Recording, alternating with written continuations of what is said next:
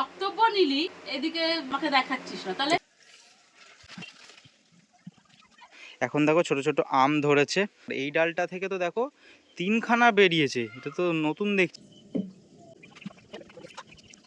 তাই মাকে বলি যখন তুমি ক্যামেরা করবে, মা কি করে ফোনটাকে ধরে রাখে, ঢোকে বাইরের দিক দিয়ে তাকায়। হ্যালো, ওয়েলকাম টু কুনাল পাত্র ভ্লগস। কেমন আছো সবাই? আশা করছি সবাই ভালো আছো। আগের দিনের ভ্লগে তোমরা দেখেছিলে যে অ্যাকোরিয়ামে শ্যাওলা পড়লে, মোটা হয়ে শ্যাওলা পড়লে কিভাবে তুলতে হয়, বা অনেক দিন বাদে অ্যাকোরিয়ামের নিয়ে একটা ভিডিও বানিয়েছিলাম।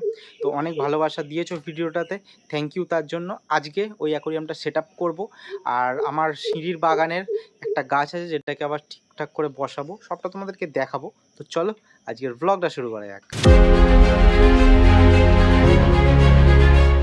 আগের দিন যে অ্যাকোরিয়ামটা পরিষ্কার করলাম, ওটা তোমাদেরকে বলেছিলাম আজকে সেট আপ করবো। হ্যাঁ, সেটা তো করবোই, কিন্তু এই অ্যাকোরিয়ামের পেছন দিকে বলেছিলাম একটা কালো প্লাস্টিক টাইপের কিছু মারবো, কারণ দেখতে পাচ্ছ এখন কতটা আলো পড়ছে, তো সেই আলোটার জন্য শ্যাওলাটা বেশি হচ্ছে। একটা কালো প্লাস্টিক দিলে কি অতটা আলোটা আসবে না ব্যাক সাইড দিয়ে, তো শ্যাওলাটা অতটা পড়বে না। এই যে আমার হাতে প্লাস্টিক, কিন্তু প্ল্যান চেঞ্জ, কারণ মার কিছু বক্তব্য আছে। মা কি বলতে চাইছো তুমি? দাঁড়াও একটু ফ্যানটা অফ করে দেখি, কি বলতে চাইছো বলো। আরে তুই বোকার মতন প্লাস্টিকটা যে লাগাবি, ওদিক থেকে তো হাওয়া বাতাসটা লাগে, মাছগুলো তো শ্বাস প্রশ্বাস নেবে। এবার ওদিকটা পুরো গাঢ় হয়ে গেলে গুমসানি গরমে মাছগুলো তো একটা অস্বস্তিকর হবে, ওরা বলতে পারে না বলে কি কিছুই না।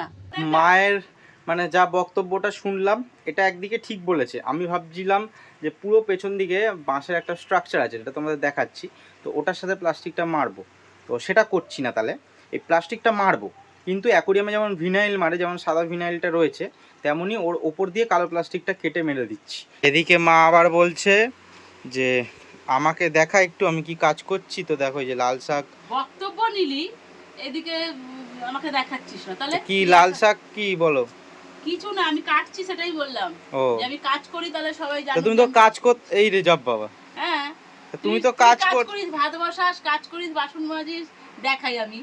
তা আমাকে দেখাবি না? সেই জন্য বাবা, তোমাকেই তো সবাই দেখে বেশিরভাগ।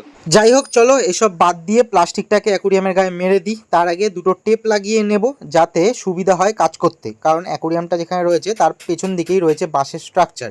আমি পেছন দিকে গিয়ে প্লাস্টিকটা লাগাতে পারবো না, তাই আগে থেকে একটা টেপ দিয়ে প্লাস্টিকটাকে ঝুলিয়ে দেবো, তারপর বাদবাকি টেপগুলো সাইড সাইড দিয়ে লাগাতে পারবো। আবার জোরদার মেঘলা করে এসছে। আমি তো আবার উনুনটা জ্বালিয়ে দিলাম, ভাতটা বসিয়ে দিলাম, কারণ অত পরে করা যাবে না। আর এদিকে কিছুটা জল ভরেছিলাম, যাতে যে শ্যাওলাগুলো ঘষে দিয়েছিলাম গা থেকে, ওগুলো তো তলায় পড়েছে, ওগুলো যাতে বেরিয়ে যায়, জলের সাথে নোংরা জলটা বেরিয়ে যায়। এইবার চলো, এই যে টেপটাও নিয়েছি এখানে, এই টেপটা নিয়ে যাই, গিয়ে তোমাদের দেখাচ্ছি পেছন দিক থেকে। তার আগে তোমাদেরকে দেখাই আম গাছটার একবার। পুরো দেখো বোল চলে এসছে সব ডালে। না, এর আগেও দেখেছিলাম একদিন যে বোল এসে গেছিলো, কিন্তু এখন দেখো ছোট ছোট আম ধরেছে, আর সব গাছে চলে এসছে, মানে অনেক দিন হয়ে গেল বোলগুলো বড় হয়ে গেছে, সেই জন্য তোমাদের আবার একবার দেখাচ্ছি। তো যে কটা ডাল ছিল সব কটা, এই ডালটা থেকে তো দেখো তিনখানা বেরিয়েছে, এটা তো নতুন দেখছি, মানে একখানা করে সব জায়গা থেকে বেরিয়েছে, দেখো সব জায়গাতে একখানা, ওটা থেকে তিনখানা বেরিয়েছে। তো ওই বেশ ভালো লাগছে। তো যাই হোক, এখন এই কাজটা করি।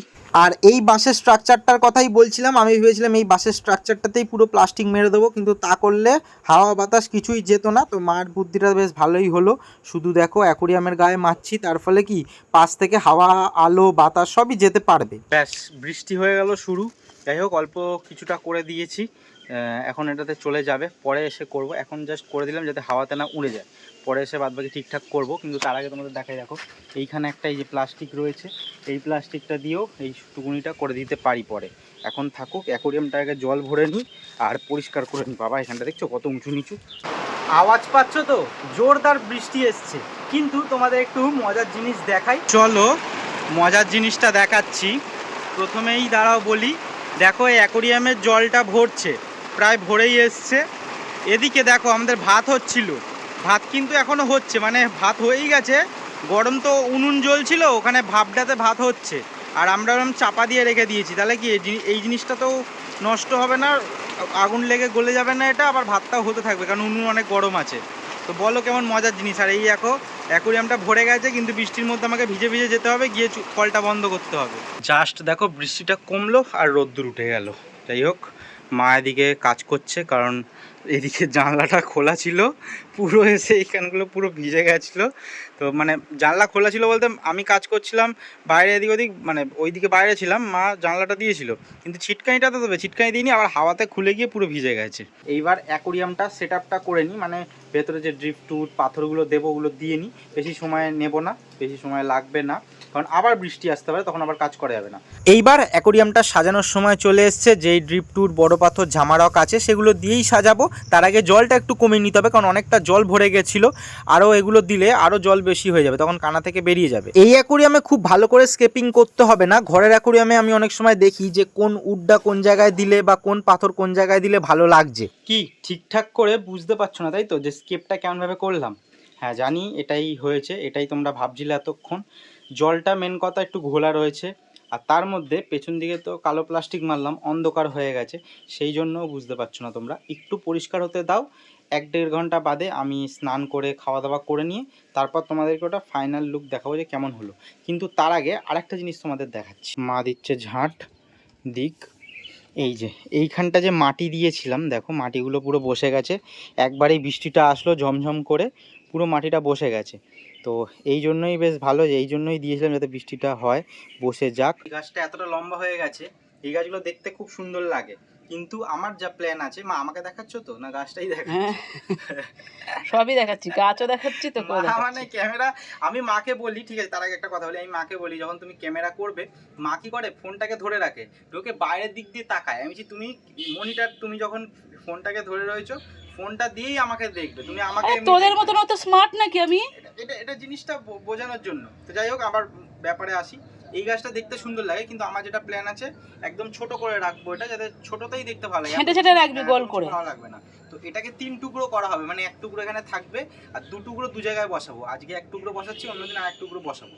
আর 3টে ধাপই হয়েছে এটা, এই যে এখান থেকে 1 টুকরো, এই যে এখান থেকে 1 টুকরো, আর এই জায়গাটা থেকে 1 টুকরো, এইখান থেকে 1 টুকরো করবো এই জায়গাটা থেকে। তো দাঁড়াও এটাতে কাটি আগে। এই গাছগুলো ভীষণ সুন্দর লাগে। দেখি সাইড নিচে থেকে কাটো নিচে। আচ্ছা, আটা কিন্তু হেভি। হ্যাঁ, আটা যেন চোখে না যায়।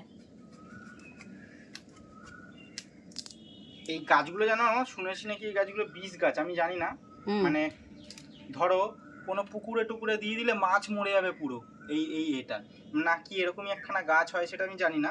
এটা যদি তোমরা জানো, তোমরা প্লিজ আমাকে জানিও। এই জিনিসটা আমি শুনেছি, এটা আমি মানে শিওর। কি গাছ কি এটা?